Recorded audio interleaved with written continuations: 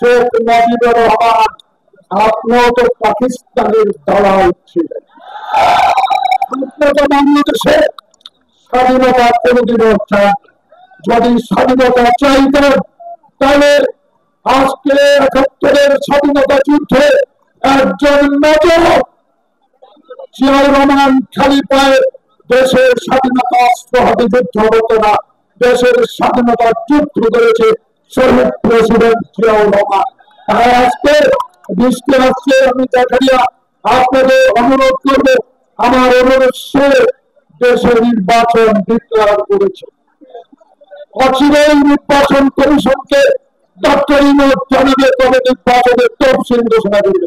শেখ হাসিনা যে অবৈধ নেতাদের, যে বাংলাদেশের আওয়ামী লীগের নেতারা আমার মায়ের বুক খালি করেছে, নোয়াখালীতে আমার ছাত্র দল, যুব দল, শ্রমিক দল, স্বেচ্ছাসেবক দল, বিএনপি যাদের মায়ের বুক খালি করেছে, যারা জুলাই আগস্টে অগণিত লোককে নির্মমভাবে নির্যাতন করেছে, নির্মমভাবে অত্যাচার করেছে, হত্যা করেছে, নোয়াখালীর মানুষ আপনাদেরকে সম্মান দিবে, আপনাদের ঐতিহ্যকে রক্ষা করবে।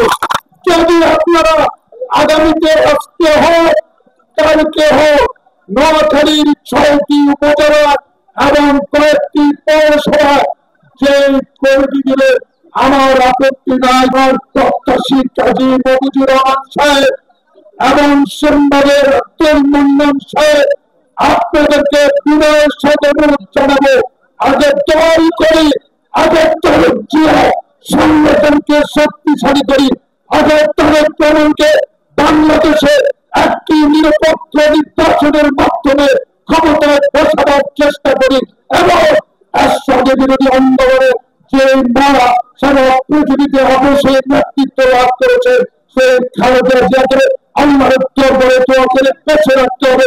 দেখাতে হবে শেখ হাসিনা বলেছিল জিয়াউর রহমানের খবর আমি রাখবো, যে শেখ হাসিনা বলেছিল বিএনপির অস্তিত্ব বাংলাদেশে রাখবো না, যে হাসিনা বলেছিল জামাত বিএনপি এই দেশ থেকে নিশ্চিহ্ন করে দেওয়া সর্বশক্তি আল্লাহ দিয়েছে।